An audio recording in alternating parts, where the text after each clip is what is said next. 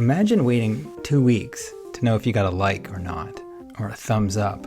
In the decades before the internet, people made comics, and we reached out to each other. What was it like? This is the Sequential Artists Workshop, and these are the 90s mini comics oral history archives. Come join us as we take a longer look at those analog days when communication was a lot slower, maybe more deliberate, maybe more reckless. Who knows? It was just different. Join us as we take a look and really notice how much things have changed. Come join us on the socials. Sometimes it's Comics Workshop, sometimes it's Saw Comics. Either way, come check us out and welcome. Hi everyone, this is our next episode in our 90s era mini comics oral history archives. Today we have our guest. Hi, how are you? My name is Chetan Patel. Based in Toronto, Ontario, Canada. Awesome. All right, we'll go ahead and get started with our interview. What are some comics publications that you created or were a part of in the pre-internet era? I've done quite a few of them. I'll show you some samples. I started off doing mini comics. First one I did was a mini comic called My Hero, and it was our college thing, and photocopied it, printed it, sold them to local comic shops, clothing stores, music stores, any trendy shops that would carry my book. And this one, TikTok Tom, is the main one I did, and I did that for almost 2 years. Awesome. All right. And what are some locations you worked out of during the 80s or 90s?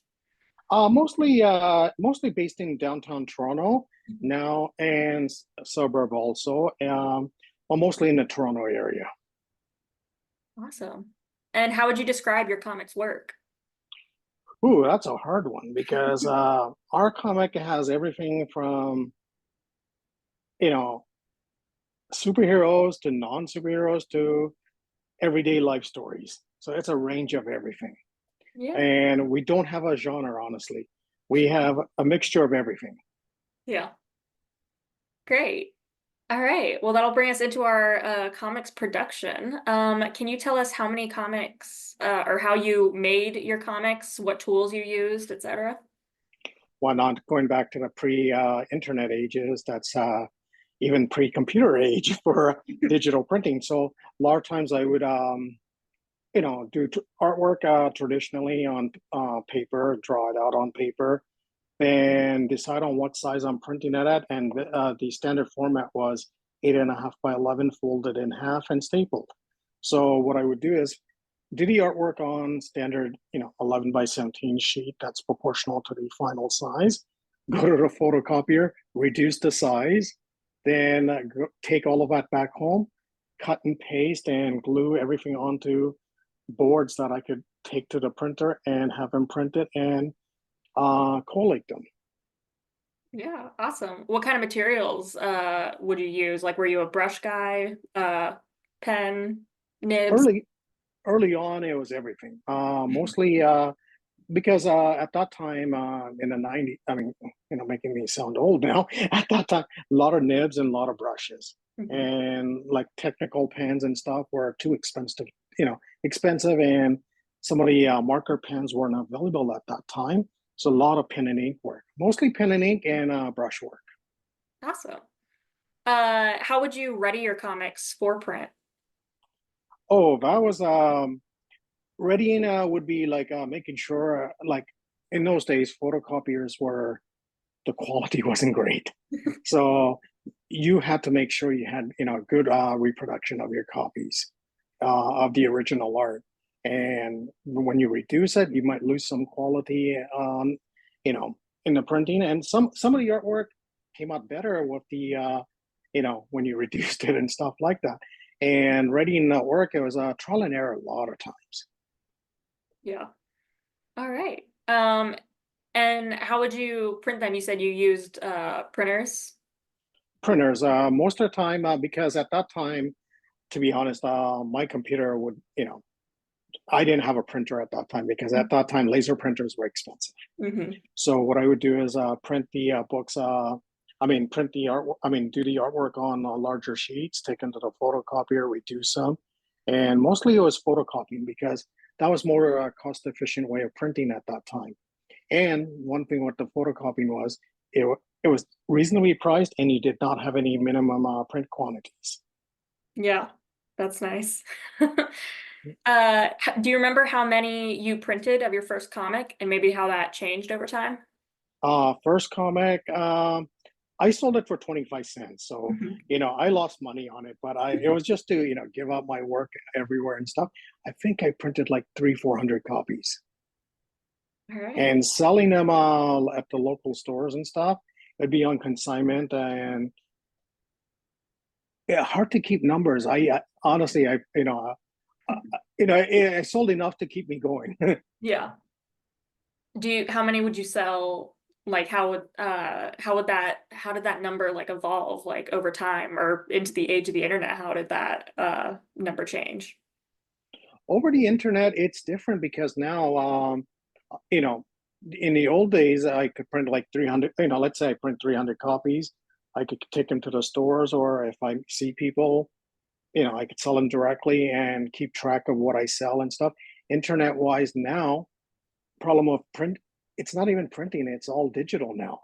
So it's, you could keep track of it, but it's not, to be honest, I would say selling wise, it is better now. But before, when I was younger, I could go around the stores and, you know, meet with, let's say, people like you and say, hey, here's my comic. Do you want to buy one?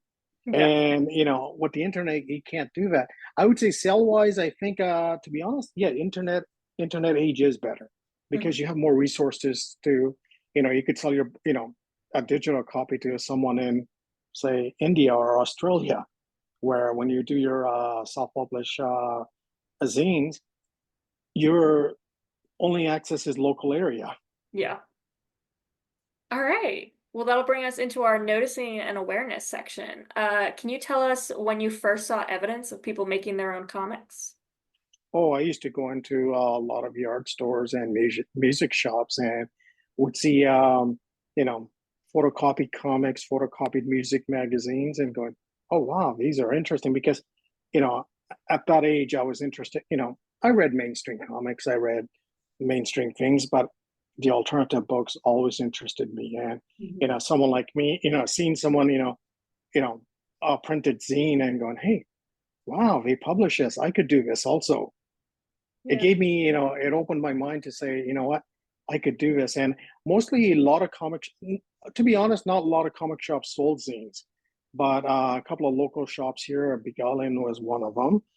Some of the music shops like Suspect Video and some of the used clothing stores used to sell a lot of them. Yeah. Awesome. Can you tell us a story of getting a comic that maybe surprised or inspired you? One I looked at was Optic Nerve. I Mhm. was at Big Island one time and the I can't, it was I don't remember if it was issue 4. It had the red cover on it, Mhm. and first time it caught my eye. Just seeing the cover caught my eye, and it just like looked inside, and the artwork just blew me away. Yeah. And it was just like, wow, this guy's doing this. Awesome. All right. Did you ever read an issue of Fact Sheet 5? I do remember that. Yes, yes, I do remember that. Yeah. Did you ever order a comic or write to anyone as a result of seeing it in Fact Sheet 5, Comics FX, or any other analog aggregator or review zine? No, unfortunately, not. Most of my things were at that time were just going to the local shops and seeing what's around, and I bought almost anything that caught my eye and looked interesting. I bought it. Yeah.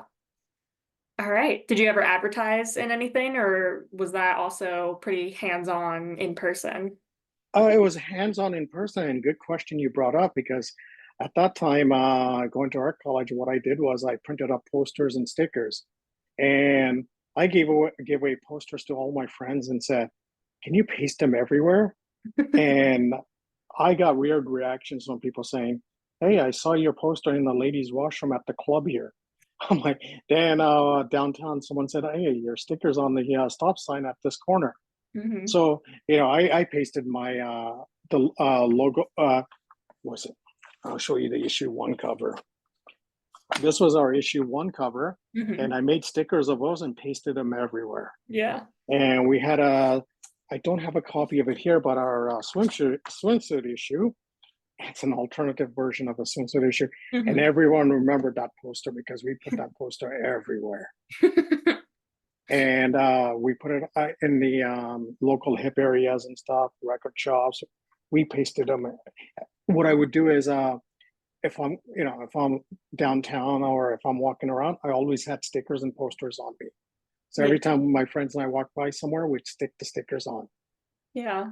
And it was surprising how many people said, "Oh, you do that comic." Yeah, that's awesome. That's a great way of yeah, like getting your hands dirty, like getting active and putting your own work out there. Well, because that was the only way we had because we Yeah. didn't have internet at that time. Yeah. There weren't any forums to post to. No, that's it. And you have to get the word out there, and it worked. Yeah. All right. Well, that'll bring us into our community section then. Can you tell us a story of how you met your closest friend or peer in comics? All of it happened at the Ontario College of Art in Toronto. A bunch of us young college students in the first year. And what happened was that year I used to, just before I started college, I worked at a local comic shop. And then when I started college, one of them remembered me from the comic shop. And we started talking, and next thing you know, we're producing comics. Yeah. And he's one of my closest friends. We still work together on our comic now. It's not zines anymore. It's more, better printed quality, but we're still doing comics after all these years. Awesome. That's great. How would this is kind of a tangential question to that then. How would you say that like going to an art school kind of impacted your experience in like creating comics and stuff like that? How that impacted community maybe? Well, to be honest, the art school I went to, and I'm sure most art schools in the 90s were like that. Comics were a taboo. If you mentioned you did comics, you get weird looks. Mhm. And a lot of teachers and, in my portfolio, everything, no one talked about comics Mhm. until, we started realizing, hey, there's a small community of, people here who love comics. And we found out some of the teachers likes comics also. But, comics was uh comics was never taken as an art form. Yeah. I mean, it's a great art form, but society hasn't accepted that. Yeah. And in art school first year, I stayed away from mentioning comics. Hmm. And then when I met a couple of people, we were like, oh yeah. Then next there's dozens of us who wanted to do our own books. Yeah. I think that is notable. The tabooness of it probably made the community of it more tightly knit and smaller and Yes, it did. yeah. It did, and we and we're still together, creating comics after all these years. Yeah. All right. Well, can you tell us about maybe the first show or con situation where there were other people doing what you did? We went to we were just talking about this recently. Dave Sim, who does Cerebus, had a independent comic convention called Spirits of Independence, and in the Canada area, our local area. Oh no, actually all over Canada. And the first one we did was in Kitchener, Ontario, and second one we did was in Montreal. And there was a lot of alternative artists, no mainstream people, and it was great because you walk into the place and it's people like you doing self-published comics. Yeah. Great. Did you feel more connected in those moments where you got to see groups of people that were interested in the same things you were? Oh, definitely, because you know what, you could go to a regular convention and when you see mainstream comics and stuff like that, you know everyone wants to do a mainstream book, whatever, but when you see people like you who are just you know working a day job, nighttime doing their own comics or on the side doing their comics and struggling to publish it, and trying to even sell one copy, and when you have other people excited, it makes you feel good. Yeah. and on both ends. Yeah, that's great. Well, then talking about connection, can you tell us maybe when you felt the most or least connected to the community, or maybe both? Most connected again was walking around, going to art stores, or even coffee shops and music stores, used music CD shops and stuff. When I would sell my comic, next person beside you would say, "Hey, what's this?" And you start talking about comics and stuff like that. Even art college, you run into people after a while and go, "Hey, you do comics, you make connections." Even at the Spirits of Independence convention, made a lot of connections. Now, the disconnection is sometimes you run into people. I've run into people where you talk about your comics, they have no interest in helping other people out. Yeah. You run into that type of thing. It's disappointing. I mean, we're trying to do our own thing, but you want to help everyone out also. Yeah. All right. Who would you say were slash are your most significant peers in comics? Significant meaning most influential in you and your work. Ooh, I would say artist wise, I would say Jamie Hewlett. It's just his. I remember a friend of mine from art school showed me issue of Tank Girl, Mm-hmm. the collected trade, and this was like 1992, 93. And no joke, he told me where he got it. It's a place called Toronto Women's Bookstore, and it was the only place in the city that had it. Mm-hmm. So went there, bought it, and fell in love with his art. Yeah. It's just his art style. I mean, I know he has more polished work now, but it's great. But his earlier work was amazing. Yeah. I wonder if that is kind of an art school rite of passage of someone passing you a copy of Tank Girl, because I've had the same experience and I've met other artists who have had the same experience of having their minds blown by it. Oh yeah. Then I went as soon as I saw that and I found out that Tank Girl was originally published in Deadline magazine. Mm-hmm. I went looking for Deadline magazine, and just all the artwork in that magazine blew my mind away. Yeah. But Jamie Hewlett was one of the early influences. And also Jamie Hernandez, two Jamies, that influenced me on my work. Yeah. Great. So while you were in art school or maybe before or after then, your peers around you, did you ever do any collaborations or draw jams with them? Oh, all the time, all the time. We were just talking about this recently.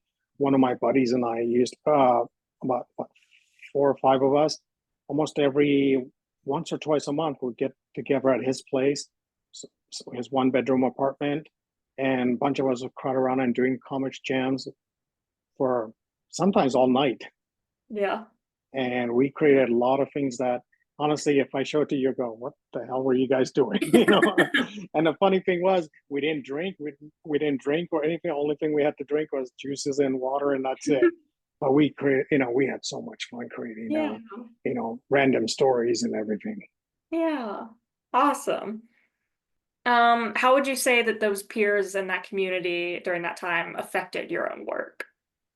Oh, they helped me a lot because we threw ideas at each other, and my style is completely different from my friend Paul's or Tom's or my friend Alan at that time, or Chris or Patrick.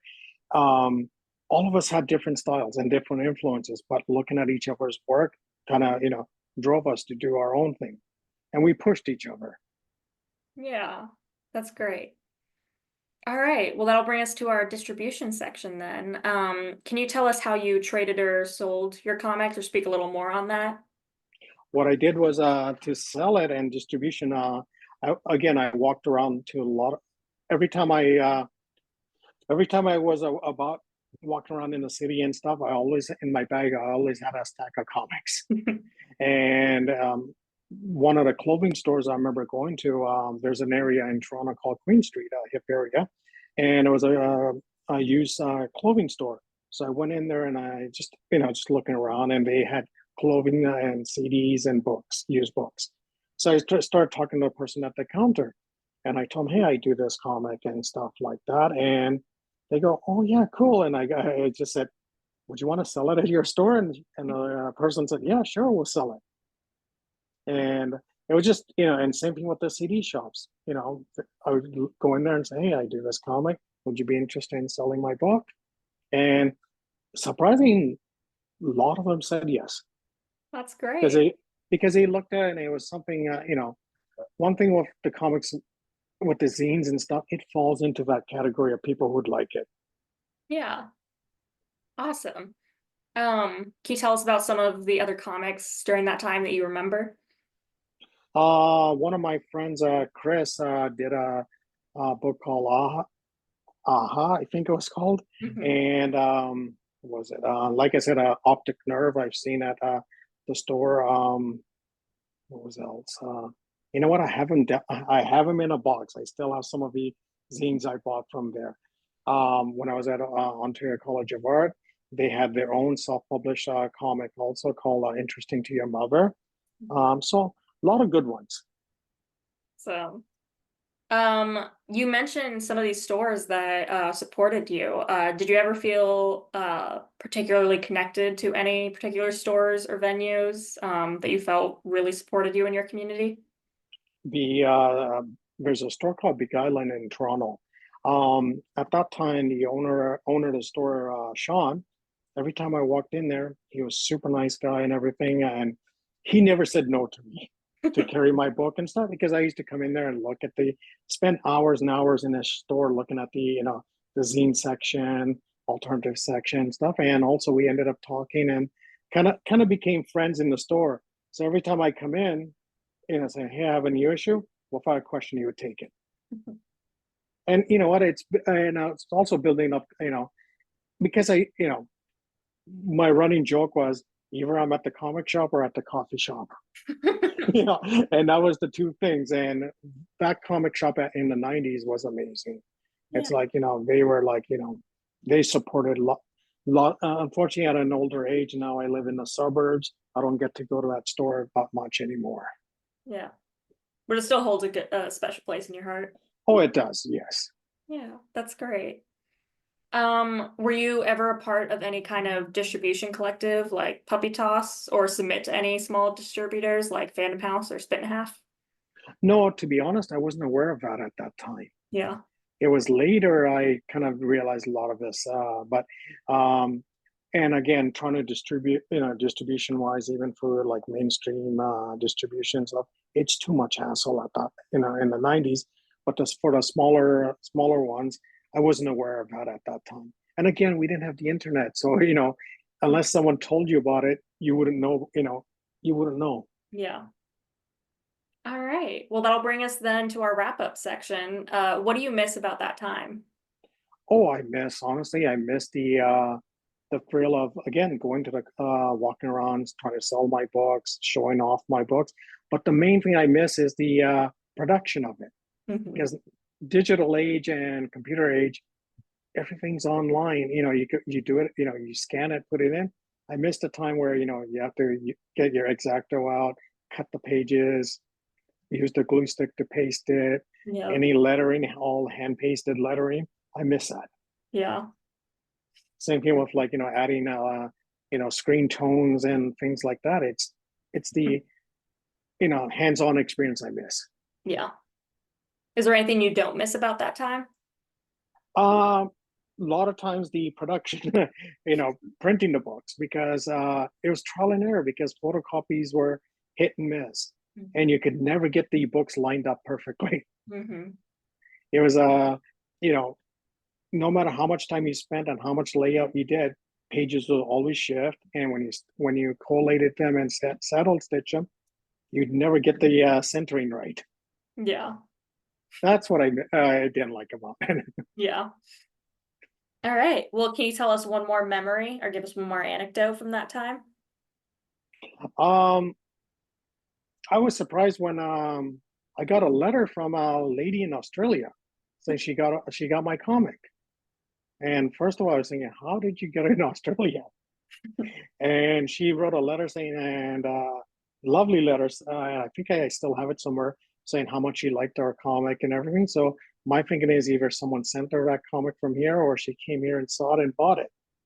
But she sent me a letter from Australia saying how she loved my comic. Yeah. How did you feel when you saw how widespread your comic could be, or how many people it could touch? Oh, that was a great feeling because, I'm one of those people when I see, let's say, if I see you and, you're interested in my comic, but, you know, you're not sure about it, I'll just give it to you and say, here, have a read, support me later on. And it's just a good feeling, very good feeling. Yeah. Awesome. All right. Well, can you tell us 3 people who we should contact for these archives? Sorry. Could you tell us 3 people that you can think of that we should contact for these archives? Oh, for my comics, you mean? For anyone who is doing work in mini comics or zines during the age before the internet. One person who was doing mini comics is Chris Stewart, Mhm. and he was one of my colleagues. He helped out on TikTok, Tom also, and he's a perfect person. Tom Yo is another one. He does his own comics also, and helped out with me on my books also. And again, one of the mini comics which impressed me and stands out. I mean, he doesn't do any zines or anything, but Optic Narzadian Tomine, he's a great guy. Yeah. All right. Well, thank you so much. Do you have any final thoughts? No, this was great. Thank you. Thank you for, taking your time and listening to me about my zines and my mini comics. Yeah, absolutely. It was a pleasure. Where can our viewers find you if they want to see more of your work? Look at it on our website, tiktoktom.com. And our books are available right now directly for me for the website or on Amazon. All right. Well, thank you so much. That'll conclude our interview. Thank you, and thank you for listening to me. Thanks for joining us. This has been a production of the Sequential Artists Workshop, or SAW. You can find us on social media at Comics Workshop and online at sawcomics.org. You can hear about our many courses at learn.sawcomics.org. SAW is a nonprofit and supported by people like you. Learn how to make a tax-deductible donation at the donate page of sawcomics.org. You can join our free community of comics explorers at members.sawcomics.org. Thanks so much for being here.